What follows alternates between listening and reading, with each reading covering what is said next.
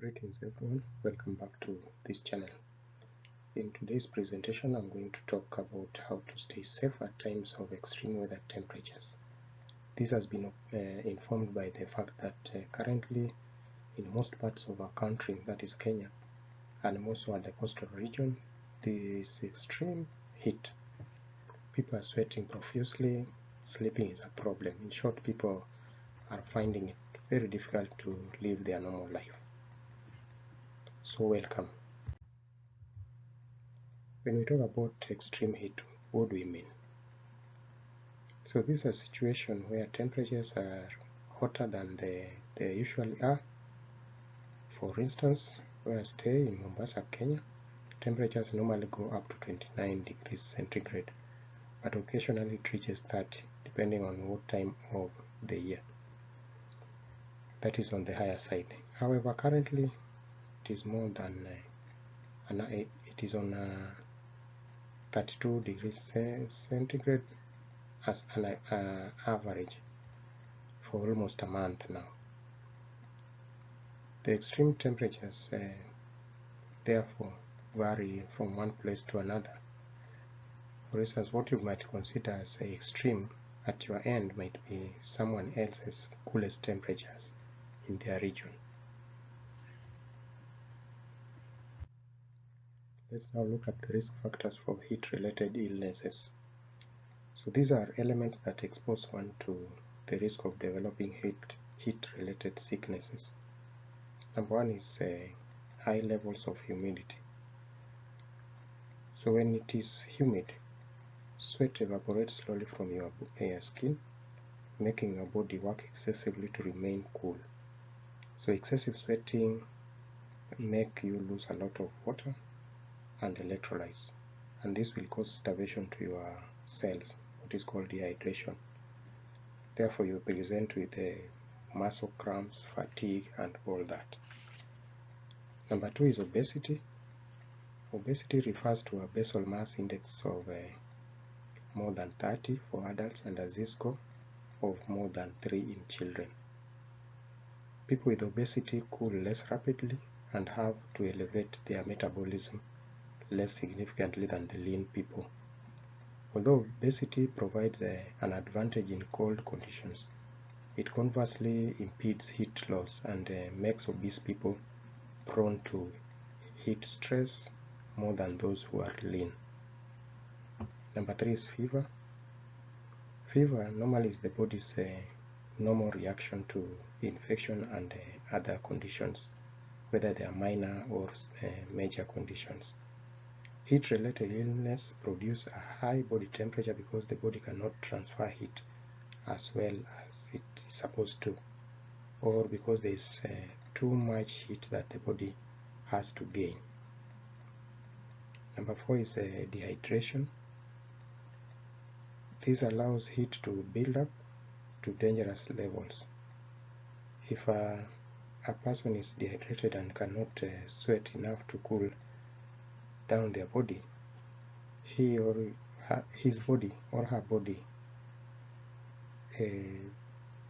their body's internal temperatures may rise to a level that are very, very dangerous. This might result into heat stroke. Number five is medications, especially those that are prescription-only medicines. So some medications like this, for instance antidepressants, antipsychotics, those that are used with those who have depression, those who have mental illnesses, and histamines, those that are for allergies and all that, can impact the body's ability to sweat or circulate blood properly. This impairs the body's ability to self-regulate its own temperature, making one more prone to the heat. Number six is heart disease. When the weather is hot, it means the body has to work harder to keep its temperatures to normal levels, thus putting extra strain on the heart, as well as the lungs and kidneys. This means that one can be at higher risk in case of extreme heat conditions. Therefore, it is important to stay cool and hydrated for those who have even the heart conditions. Number 7 is mental illness. Normally, medications used for mental illness, like I've said in the previous point, they can change heart regulation and its ability to sense that the body is too hot. Also, ability to sweat is also compromised when somebody is using these mental illness drugs, the antipsychotics. And normally, a mentally ill individual also has difficulties in sensing what is around them. Like when this extreme heat, when they are dehydrated, it is very difficult for them to sense that. Then the other one is poor circulation.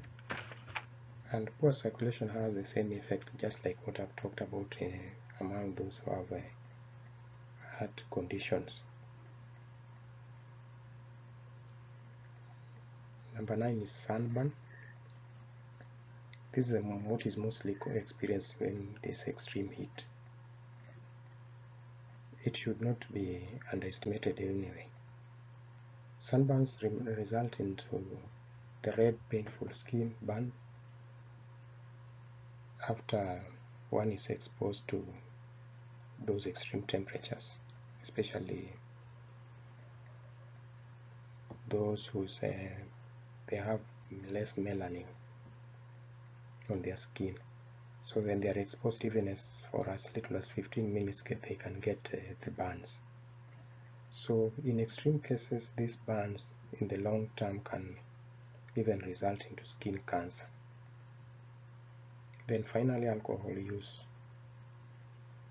When alcohol is combined with the high temperatures, it means that the body may not be able to regulate its own temperature effectively. This can result in heat stroke as well. Alcoholics on their own also have a compromised ability to realize what is going on around them. They might be dehydrated or without even realizing it.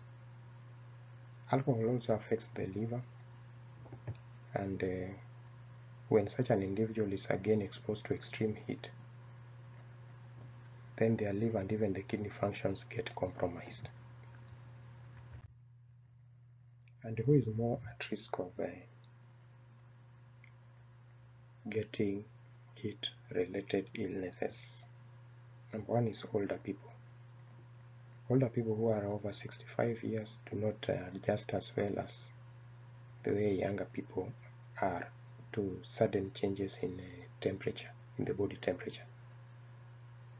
They are also more likely to have chronic medical conditions that change normal body response to heat. They are therefore more likely to be also on medication that affect their body's ability to control its temperature or even to sweat, just like I've said earlier. So the very young also are at more risk. So infants and even children less than 5 years are more at risk than the other older children, just because they are less able to control their own body temperature and make choices to stop themselves from overheating. Then people with chronic or with mental illness also have issues, just like I said earlier, because of the medications they are using. They are also mental ability to realize what is going on around them, to detect whether there is extreme heat or not, whether they are sweating or not. They don't have that mental ability to realize that. So they are prone to heat-related illness. Then people with chronic diseases also, they are likely to be on medication that can make the heat effect worse. And as stated above, with the older age, these conditions change the body's normal response to heat. Now, how do you stay safe during these extreme weather conditions? One is to keep cool. Then you also need to stay hydrated. So these are the two major precautions that you should take during hot weather, and in order to prevent the heat-related illnesses. So let's look at each one of them. The first one is keeping cool. And in keeping cool, you can use air conditioning if you can have access to it. If you can, you need to increase the thermostat temperature on the AC unit to around 26 or 27. Some even put it at 24, even at 22, depending on how you are feeling. You can use it. You can regulate that thermostat temperatures. You also have electric fans. This can help cool the body when the indoor temperature is higher than the normal. Some go even as high as 39, 40 there. So you can use the electric fans. You can also keep your skin wet. You can use a spray, you can use a damp sponge. You can also apply some oil or gels to keep your skin wet. You can also soak a towel in cool tap water and wrap it loosely around your head. You can even use a cotton cloth if you don't have a towel. You can do rapid sponging just the way we do it to children, especially that have high temperatures, they have fever, to avoid them having febrile convulsions. You can even use that one to keep yourself cool. You also take cool showers or foot baths with cool tap water. Try as much as possible to avoid using hot baths. You can also wrap ice cubes in a damp towel and drape it around your neck, just to make sure that the temperatures are cool. You also need to wear light and loose-fitting clothing. Try as much as possible to avoid black clothes. You know, black clothes, they absorb and retain heat for long. When you are also at home, use blinds or curtain to block sun from directly shining through your windows. Then while at home, also open windows and doors if you think it is hotter indoors than outside. Just open the windows and make sure there is free airflow. Then you need to stay hydrated. So keep drinking water before you feel thirsty. Do not wait until you are thirsty to drink water.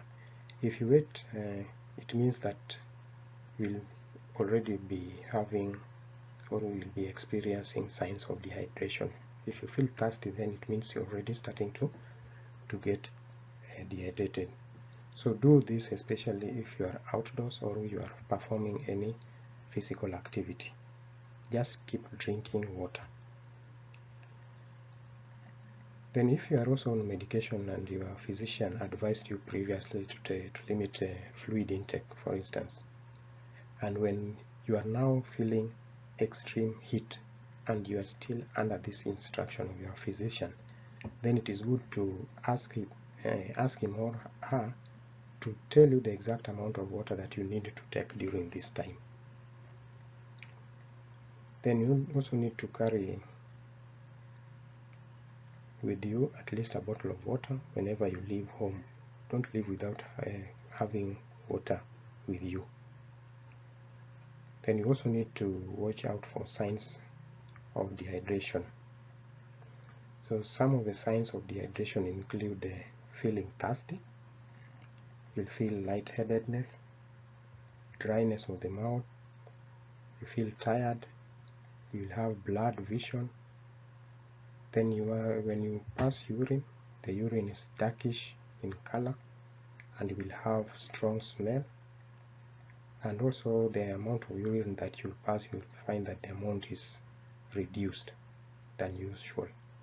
Then when you look at the eyes of somebody who is dehydrated, they'll have sunken eyes. Then there's what we call the poor skin tagger. When you pinch the skin, it doesn't go back immediately. So those are the signs of dehydration that we also need to look out for. Then we also need to have plans in place. You need to know when you are anticipating extreme temperature so that you plan yourself ahead.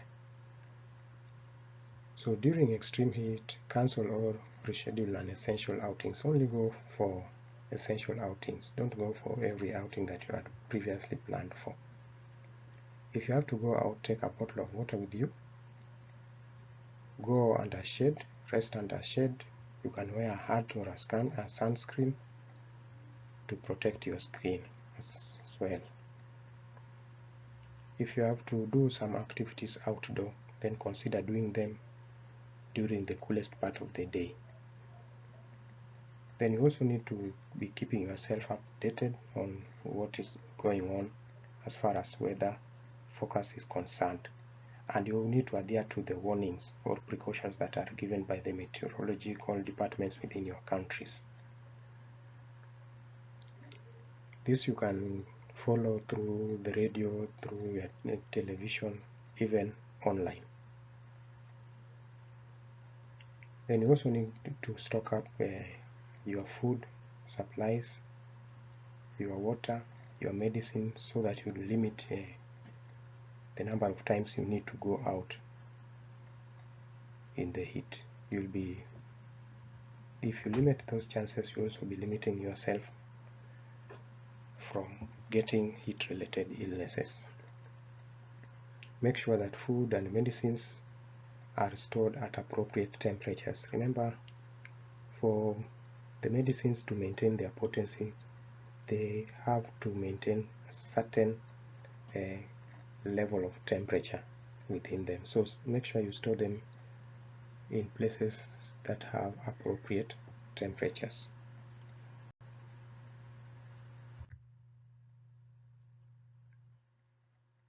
You also need to see your doctor to check if changes are needed to your medicines during extreme heat, because we've seen some medications are exposing individuals to high risk of heat-related illnesses. So you need to consult your doctor. In case there's need for adjustment, he or she will advise you accordingly. Check and ensure that your fan or air conditioner is working well, so that at time when the extreme temperatures are up, you will be well prepared. So remember, power failures can happen during times of extreme heat, so you make sure that you have backup plans. So the backup plans that you can have is to, for instance, you have a torch, a battery operated radio to ensure that you keep up to date with what is happening concerning the weather forecast. You must have fully charged phone and even the phone power bank with you. Make sure you have foods that don't require refrigeration. Make sure you have enough stock of your medicines if you are somebody who is on medication. You also need to have cooler box for you to store your ice that you might need for packing, and also for medications that need to be put under -degree temperatures. You also need to look at the things that you can do to make your home cooler. So for instance, you can install reflecting coatings on your walls, can put insulations, can prepare shade cloths or external blinds, so that during extreme temperatures you can just block the sunrays from entering the rooms. can also plant trees to provide shade in your compound. You also need to check out how others are doing. Be your brother's keeper. Make a phone call or just pay a visit to these people. Check in with them, especially those who are at risk, at higher risk, like the ones I've talked about earlier, the older people, younger children, those who are mentally ill, those with chronic illnesses. Check out on them, or even those who may need your support during these days of extreme heat. You can need to check out on them. You can just go visit them and know if they are doing well or not. Make sure you do this. A day should not pass without knowing how these people are doing. And how can you help others? You can help relatives and friends more at risk of heat-related illnesses by doing the following: checking in with them regularly to see how they are coping, especially if they live alone; seeking medical care immediately if they are showing any signs of heat-related illnesses. You need to encourage them to keep cool and stay hydrated using the measures that I've talked about. You offer to help them by doing shopping or running other errands so that they can avoid exposing themselves to the heat. And if it is safe for you to go out with them, you can do that, but choose areas that have cooling systems installed, like in the shopping centers, the cinemas, in the libraries. You can take them out, or you can even decide to instead hang out with them during the night. So for parting shot, just to conclude, remember these points. To stay safe during extreme heat, you need to keep cool, stay hydrated, you need to plan ahead, and also remember to help others. With that, come to the end of this presentation, and I would just urge you to be part of my team by subscribing to this channel, like and share, and remember to also give your comments. Thank you very much, and let's meet in my next presentation.